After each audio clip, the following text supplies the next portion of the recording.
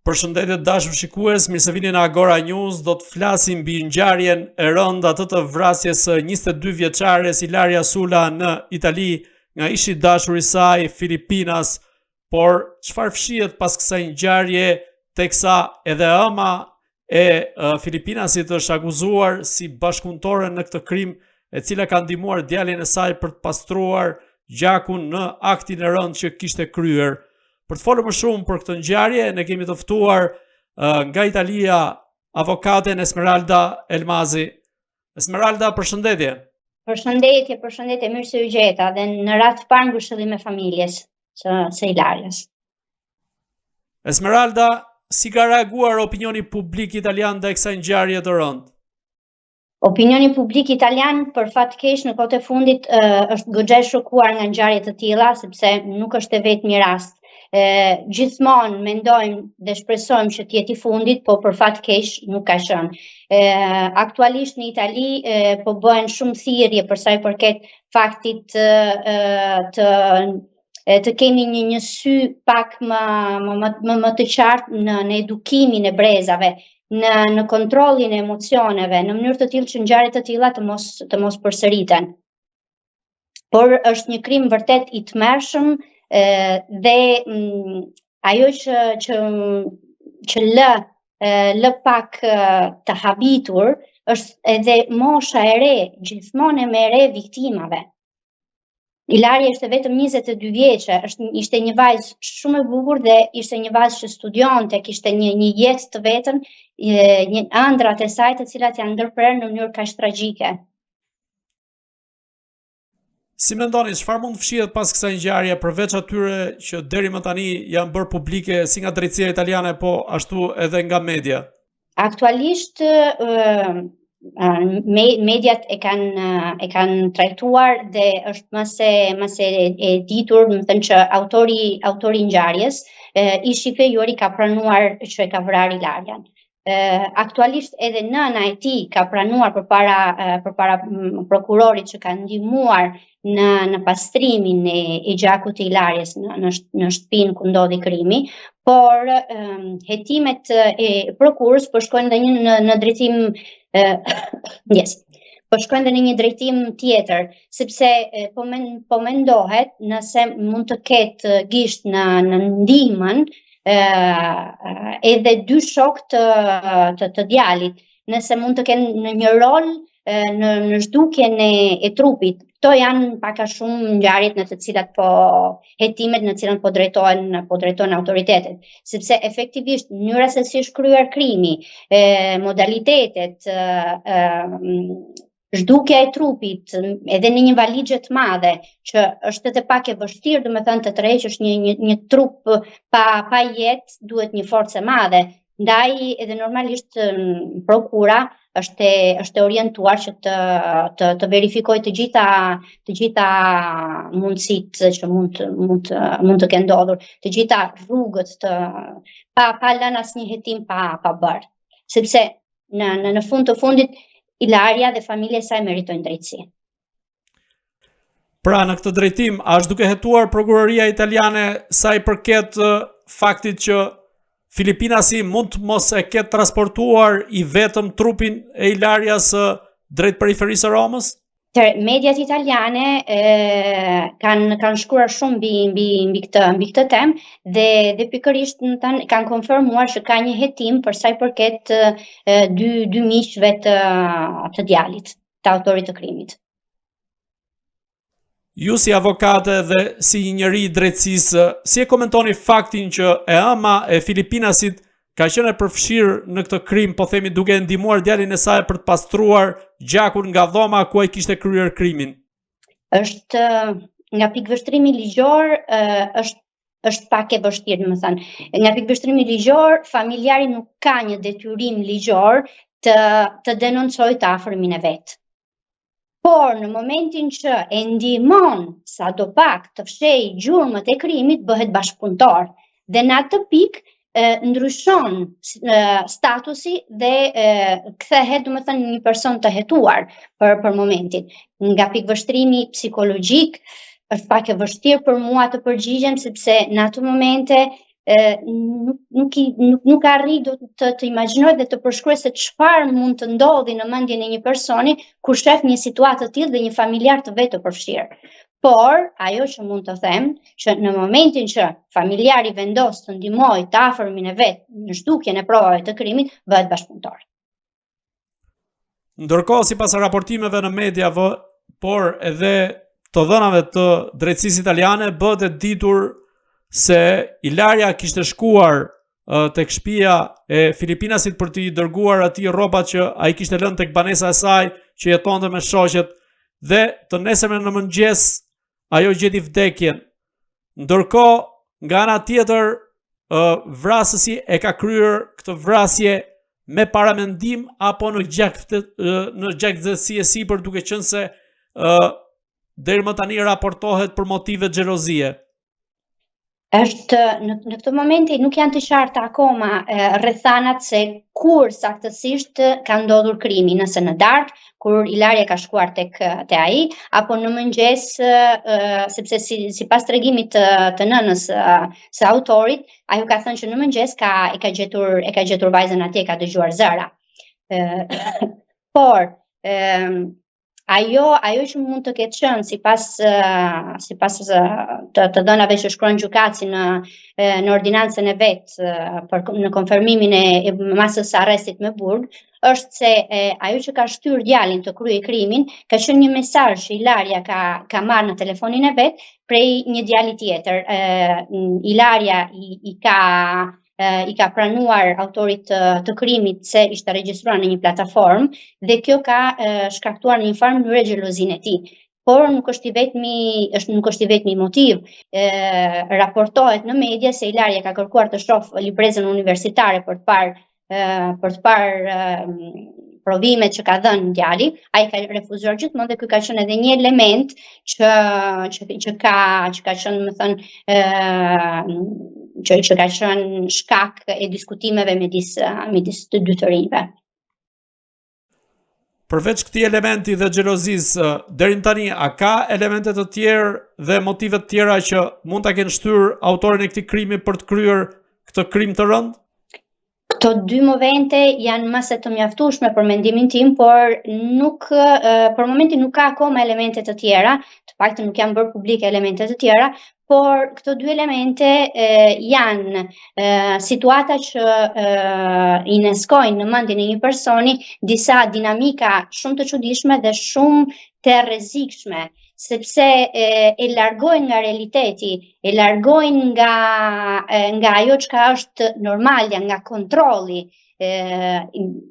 dhe është e vështirë në atë moment, domethënë të kuptojnë se kush efektivisht ka qenë momenti dhe kush ka qenë shkaku që ai ka kryer krimin.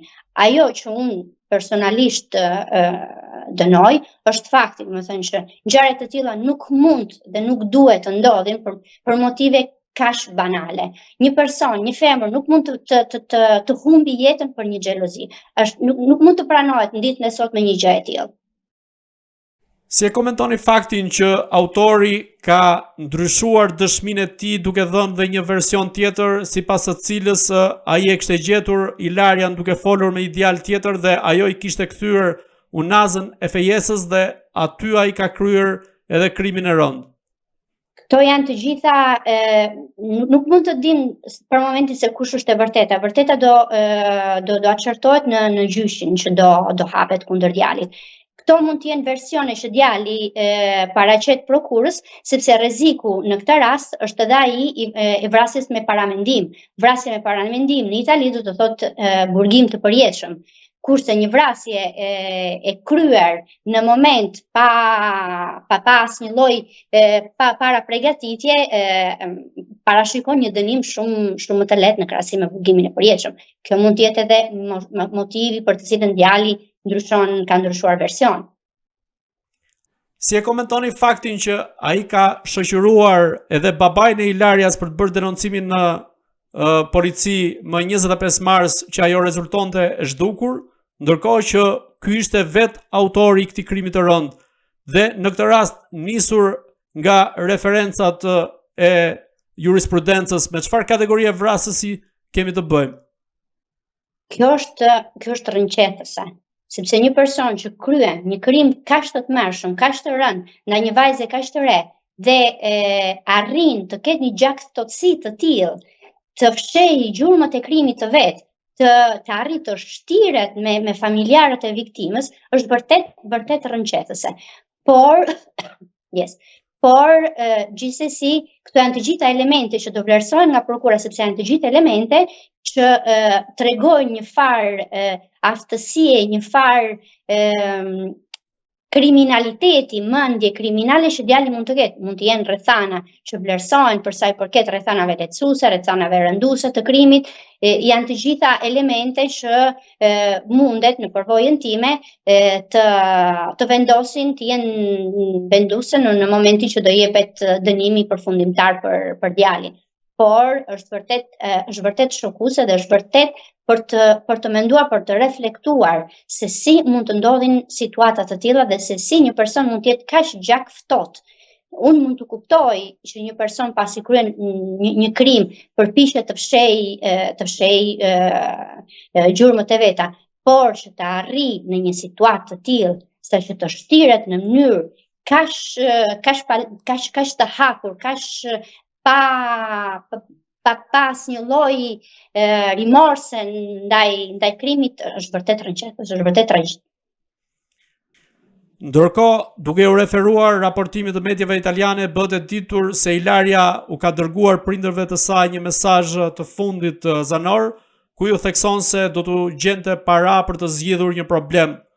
Deri më tani, a bëhet e ditur se çfarë problemi mund të jetë në këtë rast dhe a ka lidhje me ngjarjen e rëndë? Për këtë nuk kemi informacione. Mund të jenë situata personale, familjare, por nuk besoj se mund të jetë e lidhur në një farë mënyre me krimin, sepse djali në fjalë nuk ka qenë një person që është në një gjendje, atë paktën nuk rezulton që të ketë qenë në gjendje ekonomike të mirë që mund të japi një ndihmë vajzës për sa i përket kësaj elementi. Mendoj që është një fakt privat, familjar dhe si i tillë duhet të trajtohet.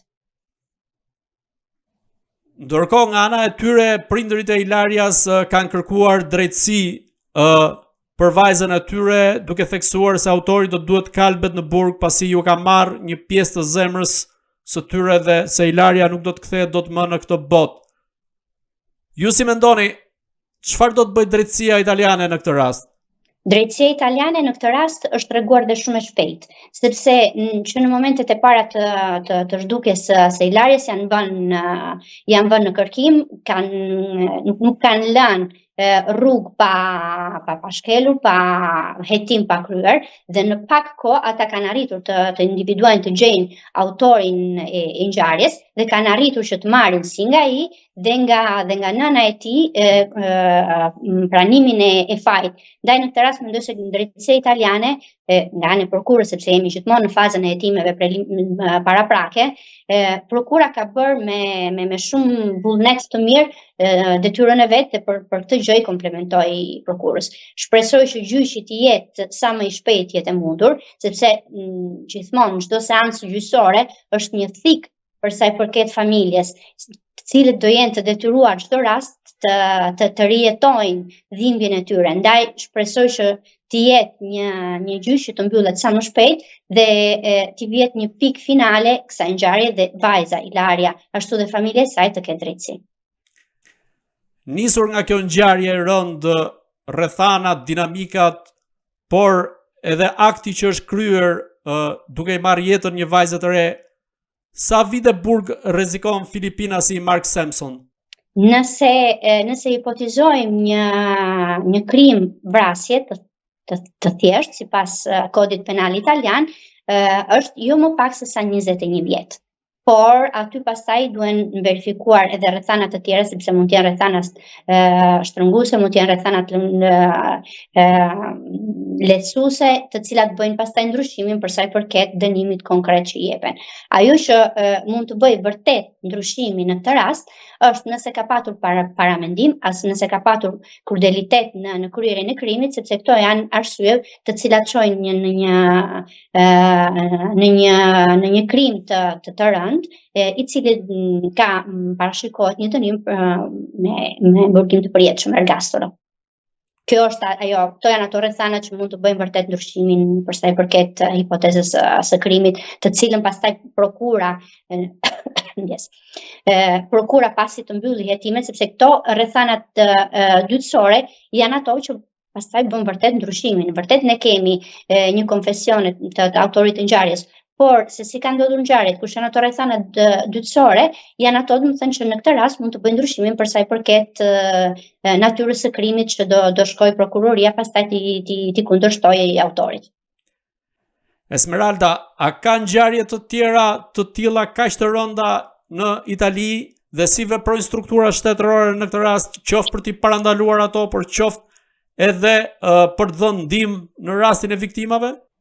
Për fat keq po, dhe jo më pak se sa para disa muajsh ka ndodhur një vrasje aq e tmerrshme ku ka humbur jetën një 13-14 vjeçare shqiptare ndjes. Ajo është shtyr nga një pallat, nga ish i fejuar i vet, i cili dhe ai ka pasur një moshë të re. Ka qenë një krim vërtet i tmerrshëm dhe jo vetëm ai, por 2-3 ditë përpara se sa Ilaria të humbte jetën, dhe një ere tjetër nga Palermo, 22 vjeçare, dhe ajo ka humbur jetën, Sara. Në një situatë ku edhe aty ish i fejuar i vet i ka marrë jetën. Këto janë krime vërtet të tmerrshme. Një tjetër krim akoma që ka bërë buj në Itali, ka qenë ai i Giulias, dhe janë të gjitha situata që kanë vënë në alert sistemin italian, jo vetëm të drejtësisë, por sistemin shoqëror, sepse është një fenomen në rast të parë shoqëror, të cilin duhet ta drejtojmë dhe duhet ta analizojmë si të tillë, sepse është detyra e gjithsecilit prej nesh që të edukojë brezat e rinj, por të jetë edhe në gjendje të transmetoj disa mesazhe, siç janë ato të kontrollit të personalitetit, e respektit të personit, dash më tepër të një femre. Është mase dihet, domethënë, që fuqia që ka një femër nuk krahasohet ai të një mashkulli. Është shumë e vështirë që një femër të arrijë të mbrojë veten në një situatë të tillë, sepse normalisht, domethënë, biologjikisht jemi ndryshe. Por ajo që bën ndryshimin është respekti, ajo që bën ndryshimin është edukata, të mësojnë kur një jo është jo, të mësojnë të bëjnë një hap mbrapa. Çfarë është duke bërë shoqëria italiane në këtë rast, por edhe vetë struktura shtetërore për t'i parandaluar ngjarje të tilla? Atëherë, ligji italian ka parashikuar një normë për sa i përket dhe vetë situatave, duke nisur nga situatat e keqtrajtimeve në familje dhe stalking, që është shkalla e parë dhe është një nga ato situatat këmbanat e alarmit që mund të çojnë në situata pastaj më tepër tragjike, dhe duke nisur nga ajo situatë kanë parashikuar që autorët e krimit të marrin pjesë në disa programe sensibilizuese. Këto programet mund të jenë disa muaj, mund të jenë një vit, organizohen nga shoqata të autorizuara, të cilat trajtojnë temat siç janë tamam respekti për femrën, të kontrolli vetvetes, riedukimi në një farë mënyre i personit, t'i bëjnë të kuptojnë që edhe pikvështrimin e personit tjetër. Dhe kjo është një gjë shumë e mirë. Këto kurse janë të detyrueshme për sa i përket këtyre lloj krimeve. Dhe është një hap përpara në mendimin tim në sensibilizimin e këtyre personave dhe në parandalimin e kryerjes së krimeve më të rënda akoma siç është vrasja. Esmeralda, dhe i pyetja të fundit, a janë shqiptarët kategoria më diskriminuar apo më bullizuar në Itali, nga e cila mund të rrjedhin edhe këto krime, apo në këtë rast kemi të bëjmë me ngjarje të veçuara? Për mendimin tim, shqiptarët nuk janë një nga kategoritë më të bullizuara. Ky është një fenomen që gjendet në të gjitha shoqëritë për fat keq. Është një fenomen në rritje për fat keq. por nuk ka të bëjë me kategoritë e personave, absolutisht. Është një krim që mund të kryhet nga një italian, nga një shqiptar, nga një filipinas, nga çfarëdo lloj, në mendimin tim nuk ka të bëjë, sepse aq më tepër që është një krim që kryhet në Itali, kur ekziston një farë emancipimi, një farë edukate krejt ndryshme. Ndaj besoj se ka të bëjë më tepër në faktin është më tepër e lidhur me fenomenin e mospranimit të vendimit që merr personi tjetër, mos respektimit personit tjetër. Esmeralda, unë të falenderoj që ishit në Agora News. Faleminderit ju. Të dashur shikues, bashkë do shihemi në intervista të tjera, por mos harroni të bëni subscribe në kanalin tonë në YouTube.